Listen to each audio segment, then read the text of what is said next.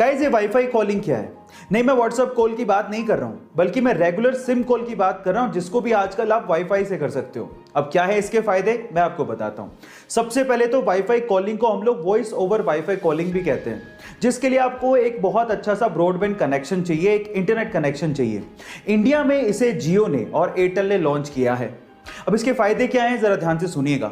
मान लीजिए आपका सिम में नेटवर्क ही नहीं है, या फिर आपका रिचार्ज नहीं है, या फिर सिम में नेटवर्क होने के बावजूद भी आप कॉल नहीं कर पा रहे हो, तो आप वाईफाई से अपने कॉल को कंटिन्यू कर सकते हो। जी हां, आपके सिम के रेगुलर कॉल को कंटिन्यू कर सकते हो। और इसके लिए आपको कोई थर्ड पार्टी ऐप की जरूरत भी नहीं है, क्योंकि हर एक स्मार्टफोन में आजकल वाईफाई कॉलिंग का ऑप्शन गिवन होता है। क्या इसके पहले तक इफेक्ट आप जानते थे? और अगर नहीं जानते थे तो चैट सेक्शन में जरूर लिखिएगा। गाइस, क्या आपने कभी सोचा है कि घोड़ा सोने के लिए कभी जमीन पे बैठता या लेटता नहीं है? उसके पीछे का कारण क्या है? क्या उसे कभी नींद भी आती है? तो चलिए मैं आपको इन सब बातों का जवाब देता हूं। सबसे पहले तो घोड़े को नींद आती है। 24 घंटे में से 30 मिनट उसे गहरी नींद आती है, पर इसके लिए वो ना तो जमीन पे बैठता है और ना ही जमीन पे सोता है। उसके पीछे का कारण है उसके शरीर की बनावट।